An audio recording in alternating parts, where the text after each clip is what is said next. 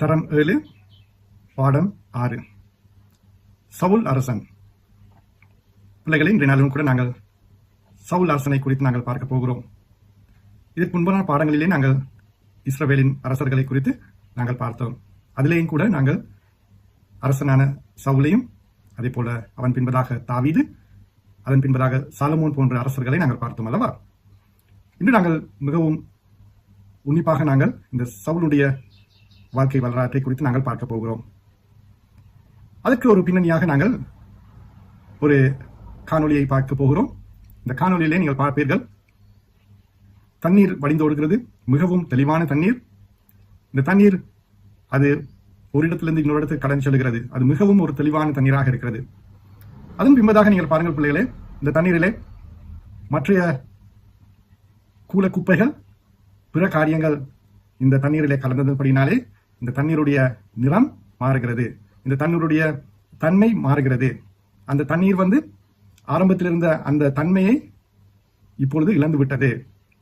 அதே நாங்கள் ஆரம்பத்திலே அந்த தண்ணீரை குடிப்பதற்கு இருந்த சந்தர்ப்பம் இப்போது இல்லை. இப்பொழுது என்ன நடக்கிறது என்று சொன்னால், இந்த தண்ணீரை யாரும் பருக முடியாமல் நிலையிலே இருக்கிறது. அது மிகவும் அசுத்தப்பட்டிருக்கிறது. இந்த தண்ணீரை போலத்தான் பிள்ளைகளே இந்த சவுல் அரசனுடைய வாழ்க்கையும் அவருடைய ராஜ்ய வாழ்க்கையும் இருந்தது. உங்களுக்கு ஞாபகம் இருக்கும், இஸ்ரவேல் ஜனங்கள் மற்ற ஜனங்களை பார்த்து, எங்களுக்கும் அவர்களைப் போல ஒரு அரசன் வேண்டும், எங்களுக்கும் மற்றவர்களைப் போல மற்றவர்களோட யுத்தம் பண்ணுவதற்கு ஒரு தலைவர் வேணும் என்று சொல்லி அவர்கள் இறைவனிடத்திலே கேட்டார்கள். இதன் அடிப்படையாக நீங்கள் முன்னே பாடங்களிலே படித்ததை ஞாபகப்படுத்திக் கொள்ளுங்கள். சாமுவேல் தீர்க்கனுடைய அந்த தலைமைத்துவத்திலே இறைவனிடத்திலே சாமுவேல் போய் கேட்கிறார். அப்பொழுது இறைவன் கொடுக்கிற பதில் என்ன? இவர்கள் உன்னை அல்ல, என்னையே அவர்கள் விளக்கினார்கள். அவர்களுக்கு இப்பொழுது அரசர் ஒருவர் தேவைப்படுகிறது. நானே அவர்களுடைய அரசராயிருந்தேன், இப்பொழுது அவர்கள் என்னை விட்டு இன்னொரு அரசரை தேடுகிறார்கள் என்று. ஆனாலும் அதன் அடிப்படையிலே நாங்கள் பார்க்கிறோம், சாமுவேல் தேவனுடைய அந்த வழிநடத்ததின்படியாக சவுலை அரசராக நியமிப்பதை நாங்கள் பார்ப்போம். இந்த சவுல் மிகவும் திடகாத்திரமான ஒரு உயர்ந்த எல்லா விதமான ஒரு அரசனுக்கு இருக்க வேண்டிய எல்லா விதமான தகுதியையும் சரீர விதமாக இருந்தான். ஆனாலும் கூட நாங்கள் பார்க்கிறோம், இவனை நியமித்ததன் பின்பதாக, சாமுவேல் திருப்பொழிவு செய்ததன் பின்பதாக இந்த இஸ்ரவேல் ஜனங்களுக்கு மிகவும் ஆரம்பத்திலே இவனை குறித்ததான ஒரு தெளிவு இருக்கவில்லை, இவன் இப்படியான ராஜா என்று சொல்லி. ஆனாலும் இந்த சவுல் என்ன செய்கிறான் என்று சொன்னால், யுத்தங்களை வழிநடத்தி, யுத்தங்களுக்கு தலைமை வாய்த்து அந்த யுத்தங்களை இவன் வெற்றி செய்ய பெறுகிறான். இந்த வெற்றியின் நிமித்தமாக ஜனங்களுக்கு இவன் மேலே ஒரு பெரிதான ஒரு மதிப்பும் மரியாதையும் வந்தது. அதன் அடிப்படையிலே நாங்கள் பார்க்கிறோம், இஸ்ரவேல் ஜனங்கள் மத்தியிலே சவுல் பிரபல்யம் வாழ்ந்தவனாக இருந்தான். ஆனாலும் அந்த பிரபல்யத்துக்கு அல்லது இந்த வெற்றிக்கு பின்னாக இருந்த இன்னொரு மனிதன் இருக்கிறார். அதுதான் சவுலுடைய மகன் யோனத்தான். யோனத்தான் அநேக யுத்தங்களுக்கு பின்பதாக அவன் மிகவும் யுத்த தந்திரம் வாய்ந்தவனாக இருந்தான். எனவே மிகவும் தைரியசாலி. எனவே அவன் என்ன செய்தான்? யுத்தங்களுக்கு தலைமை வகித்து தன்னுடைய தகப்பனோடு சென்று இந்த யுத்தங்களை மேற்கொண்டவனாக இருக்கிறான். இப்பொழுது பிள்ளைகளே, நான் ஆரம்பத்தில் அந்த தண்ணீரை காட்டினேன் அல்லவா? இப்பொழுது தேவனுக்கு முன்பாக சவுல் வெற்றிகள் மேல் வெற்றி பெற்றதன் பின்பதாக அவன் தேவனிடத்திலே இருந்து கொஞ்சம் கொஞ்சம் விலகினவனாக காணப்பட்டான். அந்த நான் காட்டின ஆற்றிலே மிகவும் தெளிவான தண்ணீர் இருந்தது. இப்பொழுது அந்த தண்ணீர் கொஞ்சம் கொஞ்சமாக மாசுபட தொடங்குகிறது. இந்த மாசுபடுவதற்கான காரணம், இந்த சவுலுடைய வாழ்க்கையிலே, அவனுடைய அந்த அரசாட்சியிலே அவன் என்ன செய்கிறான் என்று சொன்னால், இறைவனுடைய கடவுளுடைய அந்த திட்டத்தை அல்லது கடவுளை சார்ந்து இருப்பதை விட்டு அவன் கொஞ்சம் கொஞ்சமாக விலகி போக ஆரம்பிக்கிறான். அவன் முன்னைய காலங்களிலே அவன் இறைவனிடத்திலே தீர்க்கருடைய அவர்களுடைய அறிவுறுத்தலின்படி, அவர்களுடைய வழிநடத்தின்படி கிரியை செய்தவன் இப்பொழுது அவன் தான் நினைத்தபடி யுத்தங்களை மேற்கொள்ள வலிக்கிட்டான். இதன் அடிப்படையிலே நாங்கள் பார்க்கிறோம், இறைவன் ஒரு சில சந்தர்ப்பங்களிலே செய்ய சொல்வதை இவன் செய்யாமல் இருக்கான். நாங்கள் பார்க்கிறோம், அவருடைய திட்டங்களிலே ஒரு காரியத்தை செய்ய சொன்னால் அதை அவன் செய்ய மறுக்கிறான், அல்லது செய்யாமல் விடுகிறான், அல்லது வேறு விதமாக அதை செய்ய முயற்சி செய்கிறான். அதில் ஒரு காரியத்தை சொல்ல விரும்புகிறேன் பிள்ளைகளே. இந்த இஸ்ரவேல் ஜனங்கள் எகிப்திலிருந்து அவர்கள் வருகிற நேரத்தில் மோசேயும் ஆரோனும் ஊர் என்பவன் சேர்ந்து செய்கிற அந்த யுத்தம் உங்களுக்கு ஞாபகம் இருக்கும் என்று நான் நினைக்கிறேன். யோசுவா போய் யுத்தம் செய்கிறான். மோசே தன்னுடைய கரங்களை உயர்த்தி இருக்கிறான். ஆரோனும் ஊர் என்பவனும் இரண்டு கைகளையும் தங்கள் இரண்டு பக்கத்திலே பிடித்துக் கொண்டிருக்கிறார்கள். அப்பொழுது அவர்கள் அந்த யுத்தத்திலே வெற்றி பெறுகிறார்கள். ஆனாலும் கூட இந்த வெற்றியின் அடிப்படையிலே கடைசியாக இறைவன் ஒரு பொருத்தனை செய்கிறார், அல்லது ஒரு காரியத்தை சொல்லுகிறார். நான் அமலேக்கியரை, இந்த இஸ்ரவேல் ஜனங்களுக்கு விரோதமாக யுத்தம் பண்ணின இந்த அமலேக்கியரை நான் பூமியிலிருந்து நான் சிதறடிக்க பண்ணுவேன், அல்லது பூமியிலிருந்து அழித்து விடுவேன் என்று வாக்குத்தத்தம் பண்ணுகிறார். அதன் அடிப்படையிலே தான் இந்த சவுலுக்கு சாமுவேல் தீர்க்கருடைய வசனம் உண்டாகி அவன் என்ன சொல்கிறான், இந்த அமலேக்கியரை முற்று முழுதாக அழித்து போடும்படியாக. ஆனாலும் என்ன செய்கிறான் இந்த சவுலோ, இவன் சென்று அமலேக்கியரை அழித்து போடுவதற்கு பதிலாக அமலேக்கியருடைய ஒரு பகுதியினரை தப்ப வைத்துவிட்டு அதன் பின்பதாக அவன் என்ன செய்கிறான், அந்த அமலேக்கியருடைய அரசரை கூட அவன் உயிரோடு வைத்திருப்பதை நாங்கள் பார்க்கிறோம். எனவே இறைவன் சொன்ன காரியங்களை முற்று முழுதாக அவன் செய்யாமல் விடுகிறான். ஆனாலும் பிள்ளைகளே, இது ஒரு இவன் தன்னுடைய யுத்த தந்திரங்களை பயன்படுத்தி அவன் செய்ததின் அடிப்படையிலே அவன் யுத்த களத்திலே அவன் மிகவும் வென்றவனாக பலம் வாய்ந்தவனாக காணப்பட்டான். அவன் யுத்தங்களை வென்றவனாக இருந்தாலும் கூட அவன் தேவனுடைய சன்னிதானத்திலே அல்லது தேவனுடைய களத்திலே அவன் தோற்று போனவனாக இருக்கிறான். தேவனுக்கு முன்பாக அவன் தோல்வியின் மேல் தோல்வி தழுவி அவன் தேவனுடைய அந்த இறைவனுடைய மகிமையை இழந்து இறைவனுடைய அந்த அருள் வாக்கை இறந்தவனாக காணப்பட்டான். இது இந்த சாமுவேலுடைய அந்த வாக்கை விட்டு இவன் விலகி போனவனாக காணப்பட்டான். இது ஒரு சவுலுக்கு மீண்டும் திரும்பி வர முடியாத ஒரு நிலையிலே அவன் தள்ளப்பட்டான். இறைவன் அநேக சந்தர்ப்பங்களையும் கொடுத்தார். இவன் எவ்வளவுதான் இறைவனை விட்டு விலகி போனாலும் இறைவனிடத்திலே வரும்படியாக, உங்களுக்கு தெரியும், தண்ணீர் மாசுபட்டதன் பின்பதாக அது பழைய நிலைக்கு கொண்டு வரதுக்கு முடியாது. ஆனாலும் நாங்கள் ஒரு சுத்திகரிப்பை நாங்கள் மேற்கொள்ள முடியும் அல்லவா? அதன்படியாக இறைவன் சவுலுக்கு ஒரு சில சந்தர்ப்பங்களை கொடுத்தார். ஆனாலும் சவுல் அந்த சந்தர்ப்பங்களை அவன் அதை பயன்படுத்திக் கொள்ளவில்லை என்று தான் நான் சொல்லுவேன். நாங்கள் பார்க்கிறோம், அதன் பின்பதாக சவுல் 40 வருடம் அவனுடைய இந்த அரசாட்சி அவன் மேற்கொள்கிறான். அதன் பின்பதாக அவனுடைய கடைசி காலங்களிலே நாங்கள் பார்க்கிறோம், இறைவன் தெளிவாக கூறுகிறார், நான் உன்னுடைய அரசாட்சி நான் விழ பண்ணுவேன், அல்லது நான் உன்னுடைய அரசை எடுத்து இன்னொருவனுக்கு நான் கொடுக்க போகிறேன், அதாவது நான் இன்னொரு ராஜாவை நான் நியமிக்க போகிறேன் என்று சொல்லி மிகவும் தெளிவாக இந்த சவுலுக்கு இறைவனாலே கூறப்பட்டது. எனவே பிள்ளைகளே, நாங்கள் பார்க்கிறோம் இவனுடைய வீழ்ச்சி மிகவும் ஒரு துக்ககரமான ஒரு வீழ்ச்சியாக காணப்படுகிறது. அவன் தன்னை மிகவும் வருத்தி தன்னுடைய பழைய நிலைக்கு அவன் வருவதற்கு முயற்சி செய்தாலும் கூட அவன் அவ்வளவுக்கு அந்த உலக காரியங்களினாலே தன்னுடைய பெருமையான காரியங்களினாலே அவன் மாசுபட்டதன் நிமித்தமாக அந்த தண்ணீர் எவ்வளவுக்கு எவ்வளவு மாசுபடுகிறதோ அதை நாங்கள் மீண்டும் பழைய நிலைமைக்கு கொண்டு வர முடியாத நிலையிலே இருக்கிறது வண்ணமாக இவனுடைய இருதயமும் மாசுபட்டு இருந்தது. நல்லது பிள்ளைகளே, நாங்கள் சவுல் அரசனுடைய வாழ்க்கையிலே நாங்கள் கற்றுக்கொள்ளக்கூடியவைகள் என்ன? முதலாவது காரியம் தான் நாங்கள் பார்க்கிறோம், இறைவன் எப்பொழுதுமே அவருக்கு முன்பாக நாங்கள் நல்லவர்களாக இருக்கிறதான் அவர் விரும்புவது. நல்லவர்கள் என்று சொல்லும் பொழுது அவருடைய கற்பனைகளை அவர்களுடைய இறைவனுடைய அந்த வழிநடத்தலுக்குள்ளாக நாங்கள் இருப்பது என்பது. நாங்கள் என்ன செய்கிறோம், அநேக விதமாக நாங்கள் மனுஷருக்கு முன்பாக, நாங்கள் எங்களுடைய நண்பர்களுக்கு முன்பாக, பெற்றோருக்கு முன்பாக, ஆசிரியர்களுக்கு முன்பாக, எங்களுடைய ஆலய போதருக்கு முன்பாக நாங்கள் நல்லவர்களாக இருக்க விரும்புகிறோம் இல்லையா? ஆனாலும் இறைவனுக்கு அது ஒரு காரணம் அல்ல. இறைவன் எதிர்பார்ப்பது அதுவல்ல. இறைவன் எதிர்பார்ப்பது இறைவனுக்கு முன்பாக இறைவன் சொல்லுவதை கேட்பதும், இறைவனுடைய வசனத்தின்படி வாழ்வதும், இறைவனுடைய கட்டளைகளை படி அவ்வாறாகவே நாங்கள் கீழ்ப்படி உள்ளவர்களாய் இருப்பதுமே தான் இறைவன் எதிர்பார்ப்பது. அதே நேரத்தில் பிரச்சனைகள் வருகின்ற நேரத்தில், சவால்கள் வருகின்ற நேரத்தில், எங்களுக்கு இவைகளை நாங்கள் செய்ய முடியாது என்று சொல்லி நாங்கள் நினைக்கிற நேரங்களிலே அவர் எதிர்பார்ப்பது அவரை தாங்கி இருப்பதற்காக. நாங்கள் மற்ற காரியங்களை யோசித்து பார்ப்பது அல்ல. அநேக விதமாக நாங்கள் அந்த காரியங்களை செய்வோம் அல்லவா? இப்பொழுது ஏதாவது ஒரு போட்டியிலே வெற்றி பெற வேண்டும் என்று சொன்னால் நாங்கள் படிக்க வேண்டும். ஆனாலும் கூட நாங்கள் இறைவனிடத்திலே நாங்கள் போய் அதற்கான காரியங்களை நாங்கள் பெற்றுக்கொள்ள வேண்டும். அல்லது நாங்கள் சில நேரங்களிலே நாங்கள் விளையாட்டு போட்டிகளிலே நாங்கள் எங்களுடைய பலத்தினாலே நாங்கள் ஓட முயற்சி செய்தோம் என்று சொன்னால், அல்லது நாங்கள் கிரிக்கெட் போட்டிகளிலே நாங்கள் கிரிக்கெட்டை நாங்கள் மிகவும் எங்களுடைய பலத்தினாலே நாங்கள் விளையாட முயற்சி செய்தால், அல்லது நாங்கள் நினைப்போம் சித்திர வரைகிற போட்டிகளிலே எங்களுடைய திறமைகளினாலே நாங்கள் அதுகளை வெற்றி பெற முயற்சி செய்கின்ற நேரத்தில் நாங்கள் சில நேரங்களிலே இறைவனை மறந்து விடுகிறோம். நாங்கள் இறைவனை மறந்து விடுகிறோம். எங்களுக்கு நன்மையான காரியங்கள் வருகின்ற நேரத்தில், எங்களுக்கு வெற்றி மேல் வெற்றி வருகிற நேரத்தில் நாங்கள் இறைவனை மறந்து விடுகிறோம். சில நேரங்களில் எங்களுக்கு சுற்றி இருக்கிறவங்க சொல்லுவாங்க, இது நீங்க செய்தது தான், நீங்க தான் இதை செஞ்சீங்கன்னு சொல்லி ஒரு பெரிதான ஒரு உங்களை புகழ்வார்கள். அந்த புகழ்கின்ற அடிப்படையிலே சில நேரங்களில் நாங்கள் நினைப்போம் இது நாங்கள் தான் செய்தோம் என்று சொல்லி. ஆனாலும் இறைவனை நாங்கள் மறந்து விடுகிறவர்களா இருக்கிறோம்.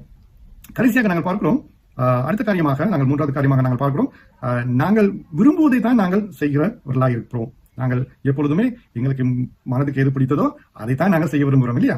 ஆனாலும் இறைவன் சில நேரங்களில் சொல்லுவதை நாங்கள் செய்வது இல்லை. இறைவனுக்கு விரோதமான இறைவன் கூறுகிற காரியங்கள் சில நேரங்களில் எங்களுடைய விருப்பத்துக்கு விரோதமாக இருந்தது சொன்னால் நாங்கள் அந்த காரியங்களை நாங்கள் செய்வதில்லை. நாங்கள் அதை தட்டி கழித்து விடுகிறோம் அல்லது அதுக்கு ஏதாவது சாக்கு போக்குகளை சொல்லி விடுகிறோம். உங்களுக்கு ஞாபகம் இருக்கும் யோனாவுடைய கதையிலே இல்லையா?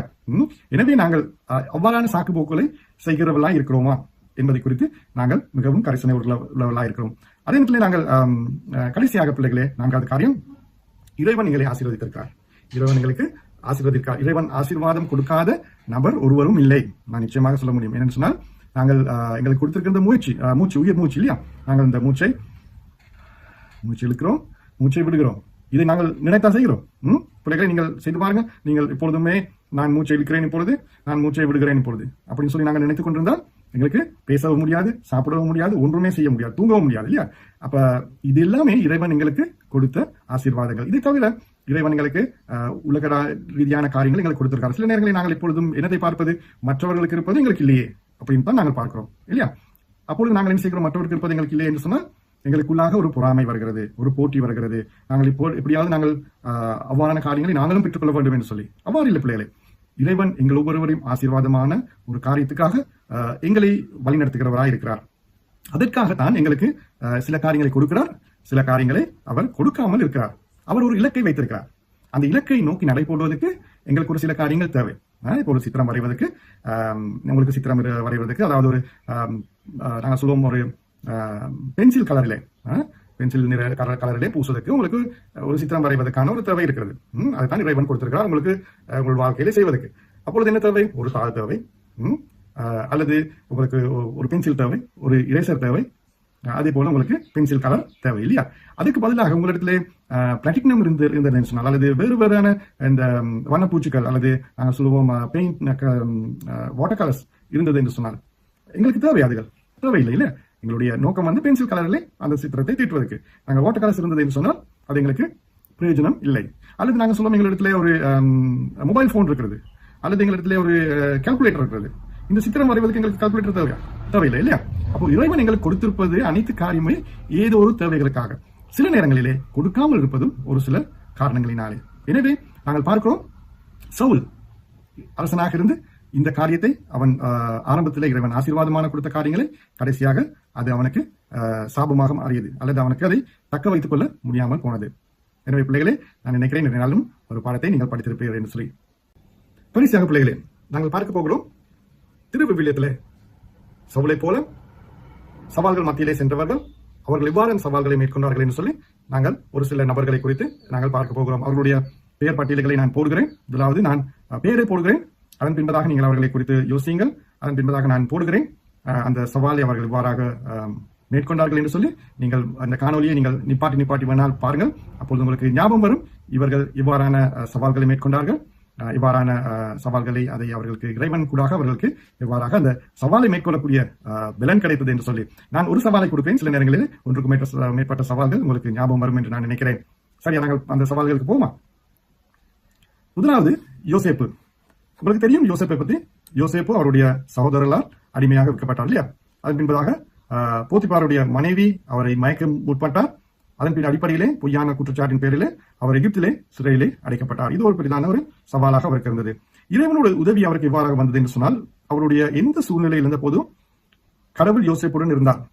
அவர் செய்த எல்லாவற்றுக்கும் அவருக்கு ஆதரவையும் வெற்றியும் வழங்கினார்.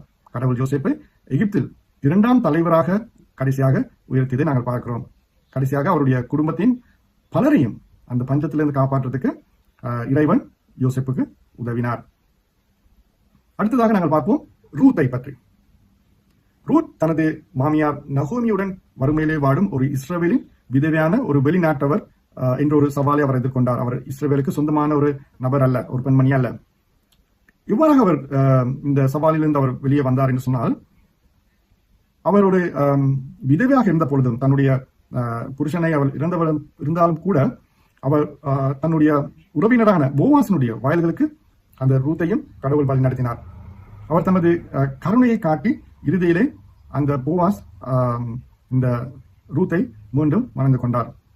இந்த அடிப்படையினை நாங்கள் பார்க்கிறோம். பின்பதாக இந்த ரூத் மற்றும் நவோமி எதிர்காலத்திலே அவர்கள் தாவீதினுடைய மற்றும் இயேசுனுடைய அந்த தலைமுறையை சேர்ந்தவர்களாகவும் அந்த தலைமுறையை வழிநடத்துகிறவர்களாகவும் அவர்கள் வாழ்ந்ததை நாங்கள் திருமறைக்கூடாக நாங்கள் பார்க்கிறோம். தாவீதை குறித்து நாங்கள் பார்ப்போம். தாவீதுக்கு அநேக சவால்கள் வந்தது. அது ஒன்றுதான் அவனுடைய பொறாமைய அவரை கொல்ல முயன்ற சவுல் அரசனால் தொடரப்பட்டு சவுலை கொல்லுவதற்கு தாவீதுக்கு சந்தர்ப்பம் கொடுக்கப்பட்டது. இவ்வாறாக அந்த சந்தர்ப்பத்திலிருந்து அவர் மேற்கொண்டார் என்றால் கடவுள் தாவீதை பல இவ்வாறான ஒரு இக்கட்டான நிலைகளிலிருந்து அவர் காப்பாற்றினார். அவர் ஜோனத்தான், அதாவது சவுலுடைய மகன் ஜோனத்தானுடைய உறவு தாவீதுக்கு மிகவும் அருகாமையில் இருந்தபடினாலே, அவர்கள் இருவரும் உண்மையான நண்பர்களாக இருந்தபடினாலே இந்த சவுலை கொள்வதற்கும் அதே போல சவுல் தாவீதை கொள்வதற்கும் இருந்த சந்தர்ப்பங்களிலிருந்து தாவீது வெற்றி பெறுகிறார். அதே போல இறுதியிலே தாவீது அந்த சவுலுக்கு பின்பதாக அந்த இஸ்ரவேலுக்கு ராஜாவாக மாறுவதை நாங்கள் பார்க்கிறோம். யோனாவை குறித்து பார்ப்போம். உங்களுக்கு தெரியும் யோனா எவ்வாறான நபர் என்று சொல்லி இல்லையா? யோனா அவன் கீழ்ப்படிதலுடன் அவன் என்ன செய்கிறான்? நினிவேக்கு போறதுக்கு அவன் ஆயத்தப்படுகிறான். ஆனாலும் இறுதியிலே அவன் என்ன செய்கிறான்? நினிவேக்கு போவதற்கு அவனுக்கு தயக்கம் ஏற்படுகிறது. அதன் பின்பதாக அவன் அந்த நினிவேக்கு போவதற்கு முன்பாக அவன் பெரிய மீனினாலே விழுங்கப்பட்டு பின்பு என்ன செய்கிறான்? அந்த நினிவேக்கு போகிறான். ஆனால் நினிவேக்கு போயிட்டு அவன் எதிர்பார்த்தான், நினிவேக்கு போய் அந்த ஜனங்களுக்கு இறைவன் சொன்னதை கட்டளையிட்டதை சொன்ன பொழுது அந்த ஜனங்கள் அழிந்து போவார்கள் என்று சொல்லி. ஆனாலும் அப்படி நடக்கவில்லை. இதுதான் யோனாக்கு இருந்த பெரிய சவாலாக இருந்தது. ஆனாலும் கூட யோனா இந்த சவாலின் மத்தியிலே யோனா இவ்வாறாக கடவுள் உதவி செய்தார் என்று சொன்னால், முதலாவது நாங்கள் பார்க்கிறோம், அந்த கடலிலே வீசப்பட்ட பொழுது ஒரு பெரிய மீனினாலே விழுங்கப்பட்டு 3 நாட்கள் அந்த வயிற்றிலே இருந்து அதன் பின்பு யோனா மனம் திரும்பினவராக வெளியே வந்தார். அதே போல கடவுள் அவரை விடுவித்து அவர் அந்த அனுப்பின பணிக்கு 2வது வாய்ப்பை கொடுத்தார். அதே போல யோனாவினுடைய அந்த பிரசங்கத்தின் நிமித்தமாக அந்த நினிவே வாசிகள் அவர்கள் மனம் திரும்பி அந்த அழிவிலிருந்து காப்பாற்றுவதற்கு யோனாவை இறைவன் பயன்படுத்தினார். அடுத்ததாக நாங்கள் எரேமியாவை பற்றி பார்ப்போம். எரேமியாவுக்கு இருந்த சவால் தான் யூதாவின் மக்களுக்கு வர இருக்கும் தீர்ப்பை பற்றி கடவுளின் அந்த செய்திகளை வழங்குவதற்காக எரேமியா ஒரு கடுமையான எதிர்ப்பையும் துன்புறுத்தலையும் அவர் எதிர்கொண்டார். இப்பொழுது கடவுளின் உதவி இவ்வாறாக இருந்தது என்று சொன்னால், கடவுள் எரேமியாவின் அந்த இருந்த இடத்தை பாதுகாத்து அவருடைய உயிருக்கு எந்த விதமான ஆபத்தும் வராமல் இறைவன் பாதுகாத்தார். அவருடைய எதிரிகளிடம் இருந்து அவரை விடுவிப்பதற்காக இறைவன் உறுதியளித்தார். கஷ்டமாக இருந்த போதிலும் எரேமியா உண்மை உள்ளவராக இறைவனுக்கு இருந்தார். அவருடைய தீர்க்க தரிசனங்கள் இறுதியிலே அந்த யூதேயா நாட்டிலே அது நிரூபிக்கப்பட்டதாக இருந்தது. இயேசு கிறிஸ்துவின் தாயான மரியாதை குறித்து நாங்கள் பார்ப்போம். இவருக்கு இருந்த சவால் தான் உங்களுக்கு தெரியும். ஒரு அசாதாரணமான ஒரு மற்றும் பெரும்பாலான ஒரு கடினமான சூழ்நிலையிலே அவள் தன்னுடைய குமாரனாகிய தன்னுடைய மகன் இயேசு கிறிஸ்துவை தன்னுடைய கருவிலே சுமக்க வேண்டிய ஒரு சவால் ஏற்பட்டது. உங்களுக்கு ஞாபகம் இருக்கும், அவள் அந்த நேரத்தில் திருமணம் முடிப்பதற்கு நிச்சயிக்கப்பட்டிருந்தாலே தவிர திருமணம் முடித்திருக்கவில்லை. அப்பொழுது இவ்வாறான ஒரு நிலையிலே தான் இவளுக்கு இந்த மரியாளுக்கு இந்த கருவிலே பரிசுத்த ஆவியானவருடைய அந்த வழி நடத்துதலே இந்த குழந்தை பிறக்க வேண்டிய நிலைமை ஏற்பட்டது. இறைவன் இவ்வாறாக உதவி செய்தார் என்று சொன்னால், தேவ தூதர்கள் இந்த செய்தியை பரிசுத்த ஆவியின் வழிகாட்டுதலின் மூலமாக அவருடைய கணவனான, அதாவது எதிர்காலத்திலே கணவனாக போகிற அந்த யோசேப்புக்கு கூறியதன் மூலமாக அதன் பின்பதாக யோசேப்பு மரியாளுடன் கூடிய அந்த இணைப்பின் அடிப்படையிலே இறைவன் மரியாளுக்கு ஒரு உற்சாகத்தை கொடுத்தார்.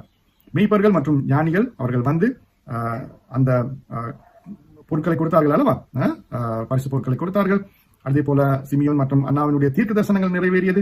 எனவே இந்த அடிப்படையிலே மரியாளுக்கு மிகவும் ஒரு உற்சாகம், தான் இறைவன் அழைத்த அழைப்புக்கு தான் உண்மையுள்ளவளாக இருக்கிறேன் என்று சொல்லி அந்த உற்சாகத்தை இறைவன் கொடுத்தார். அடுத்ததாக நாங்கள் பவுலை குறித்து பார்ப்போம். பவுல் சுவிசேஷத்தை பிறப்பிக்கும் பொழுது மிகவும் ஒரு துன்புறுத்தலுக்குள்ளும் அதே போல சிறைவாசத்துக்குள்ளும் அதே நேரத்தில் உடல் ரீதியான கஷ்டங்கள் உட்பட பல சவால்களை அவர் எதிர்கொண்டார். நாங்கள் இதை 2 கொரிந்தியர் 11 அதிகாரங்களிலே நாங்கள் 23 வசனம் தொடக்கம் 28 வசனங்கள் வரை நாங்கள் இதை பார்க்கலாம். கடவுள் பவுலுடன் கூட இருந்ததை நாங்கள் வாசித்து பார்க்கிறோம். கடவுள் பவுலுக்கு பலத்தை கொடுக்கிறார், அவர் நிகழ்ச்சியை அளிக்கிறார், அடிக்கடி அவரை உயிருடன் ஆபத்திலே இருக்கிற அந்த சூழ்நிலையிலிருந்து விடுவிக்கிறார். கடவுளுடைய கிருபை மற்றும் வெளிப்பாடுகள் பவுலை தாங்கியது. அவருடைய ஊழியம் செழித்து, அதே போல ரோம பேரரசு முழுவதும் அது கிறிஸ்தவத்தை பரப்புவதற்கு அல்லது இயேசு கிறிஸ்துவை குறித்து மற்றவர்கள் அறிந்து கொள்வதற்கு ஒரு சந்தர்ப்பமாக இறைவன் பவுலை பயன்படுத்தினார்.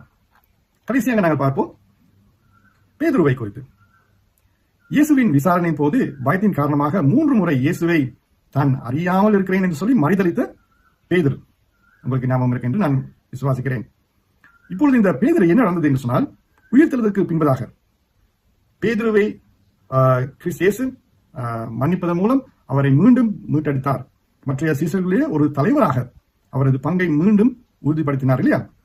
பரிசுத்த ஆவியினாலே அதிகாரம் பெற்றவராக பேதுரு ஆரம்ப கால திருச்சபையிலே மிகவும் பிரபல்யம் வாய்ந்த ஒரு பிரசங்கியாக மாறினார். ஆரம்ப பிரசங்கத்தை உங்களுக்கு ஞாபகம் இருக்கும் என்று நான் விசுவாசிக்கிறேன்.